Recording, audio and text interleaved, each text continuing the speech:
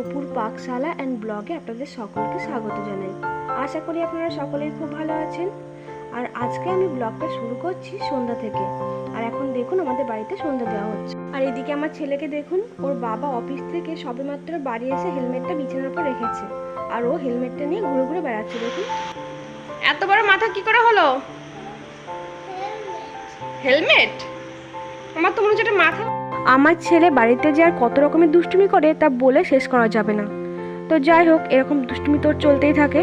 তো এখন আমি চাটা করে নেব, কারণ আমার বর এখন যাবে টিউশন পড়াতে। ও সবেমাত্র বাড়ি ঢুকলো অফিস থেকে, আর অফিস থেকে বাড়ি এসেই চাটা খেয়ে আবার বেরিয়ে যাবে পড়াতে। ও একটু রেস্ট পায় না জানেন, সকালে দুটো ব্যাচ পড়িয়ে তাড়াহুড়ো করে একটু খেয়েই বার হয়ে যায় অফিসে। অফিস থেকে বাড়ি এসেই চলে যায় টিউশন পড়াতে, আর বাড়ি ফেরে সেই 9টা সাড়ে 9টার সময়। ওকে প্রচণ্ড পরিমাণে পরিশ্রম করতে হয় জানেন। আমরা দুজনেই প্রচণ্ড পরিমাণে স্ট্রাগল করছি জীবনটাকে একটু স্বচ্ছভাবে আগিয়ে নিয়ে যাওয়ার জন্য। জানেন, আমরা এখনও আশা করে আছি যে ওর স্কুল মাস্টারের কাজটা হবে, আর যতদিন না ওর বয়স পার হচ্ছে ততদিন আমরা সেই আশাটা নিয়েই বসে আছি। জানি না ভগবান কত দূর আমাদের দেখবে। তো যাই হোক, এখানে আমার চাটা হয়ে গেছে, আমি এবার নিচে নিয়ে চলে এলাম।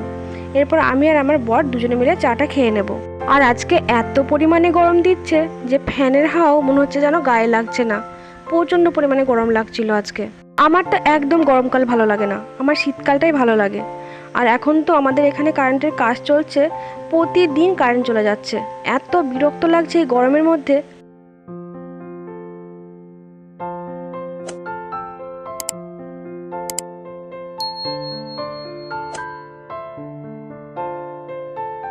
আর আমার বর এখানে তাড়াতাড়ি করছে, চা খেয়ে চলে যাবে পড়াতে।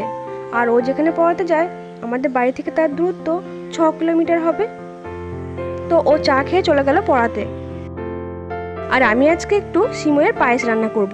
অনেক দিন ধরেই ভাবছি রান্না করব, কিন্তু সময় হয়ে উঠছে না। তাই আজকে ভাবলাম সিমইটা রান্না করে ফেলি। আসলে কি বলুন তো, শীতকালে আমি যখন খেজুর গুড়ের পাটালি নিয়েছিলাম, সেই পাটালির কিছুটা অংশ এখনও রয়েছে। তাই ভাবলাম সিমইয়ের পায়েসটা খেজুর গুড়ের পাটালি দিয়ে রান্না করব। তা না হলে বেশি দিন থাকলে যদি খেজুর গুড়ের পাটালিটা নষ্ট হয়ে যায়, সেই কারণে আমি আজকে সিমইয়ের পায়েসটা রান্না করে ফেললাম খেজুর গুড়ের পাটালি দিয়ে। তার জন্য এখানে আমি দেখুন 1 কেজি দুধ আমি খুব ভালোভাবেই প্রথমেই জাল দিয়ে নিয়েছি। তারপর আমি কড়াইতে সামান্য পরিমাণ সাদা তেল দিয়েছি। আপনারা চাইলে ঘি ব্যবহার করতে পারেন। ঘিটা আমার হাতে এই মুহূর্তে ছিল না, তাই আমি সাদা তেলটা ব্যবহার করলাম। সাদা তেল একটু গরম হলে আমি এর মধ্যে দিয়ে দিয়েছি একটা তেজপাতা। তেজপাতাটা একটু ভালোভাবে নাড়াচাড়া করে আমি এর মধ্যে দিয়ে দেব সিমই। আর আমি এখানে খুব বেশি পরিমাণে সিমই নিইনি, ছোটো প্যাকেটের 1 প্যাকেটের অর্ধেকটা নিয়েছি। সিমইটা দেওয়ার পরে আমি এটা ভালোভাবে নাড়াচাড়া করে ভেজে নেব। আমি এখানে সিমইটা একেবারে লাল করে ভাজবো না, হালকা হালকা ব্রাউন কালার আসবে সেরকম অবস্থায় ভেজে নেব।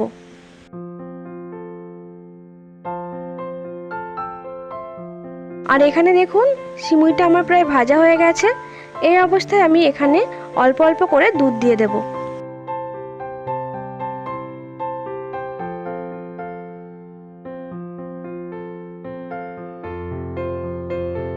দুধটা দেবার পর আমি এটা ভালোভাবে নাড়াচাড়া করে নেব, তা না হলে তলায় আটকে যাবার ভয় থাকে বা একটার সাথে একটা লেগে যেতে পারে।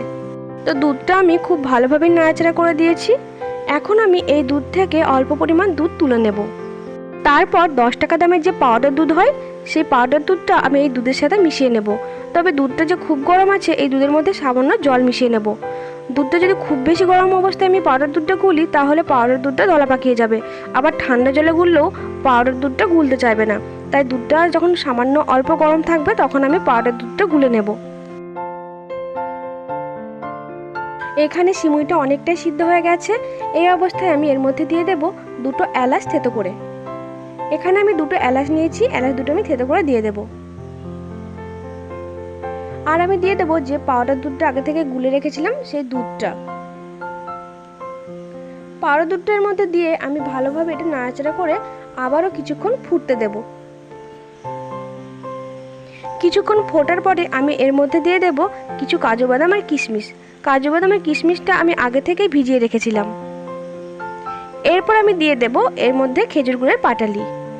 আর দেখুন পাটালিটা কত সুন্দর অবস্থায় আছে। আমি এই পাটালিটা একটা কাগজের মধ্যে মুড়ে একটা কৌটোর মধ্যে রেখে দিয়েছিলাম। তাতে দেখুন খেজুর গুড়ের পাটালিটা একটুও নষ্ট হয়নি, যেমন অবস্থায় কিনেছিলাম ঠিক তেমনই রয়েছে। আপনারাও বাড়িতে এইভাবেই রাখতে পারেন। কাগজের মধ্যে মুড়ে একটা কৌটোর মধ্যে রেখে দেবেন, দেখবেন খেজুর গুড়ের পাটিলিটা একটুও নষ্ট হবে না। আর এখানে দেখুন সিমইয়ের পায়েসটা প্রায় রেডি হয়ে গেছে। আর এখানে কালারটাও খুব সুন্দর এসছে, কিন্তু ক্যামেরায় আমি কালারটা অতটা সুন্দরভাবে বোঝাতে পারছি না। সামনে থেকে কালারটা সত্যি ভীষণ সুন্দর এসেছিল। আর আমি এর মধ্যে এবার দিয়ে দেবো সামান্য পরিমাণ লবণ। লবণ দিলে যে কোনো মিষ্টির স্বাদ ভীষণ ভালো হয়। তো লবণটা দেওয়ার পর আমি 1 থেকে 2 মিনিট মতো সিমইটা ফুটিয়ে নেব।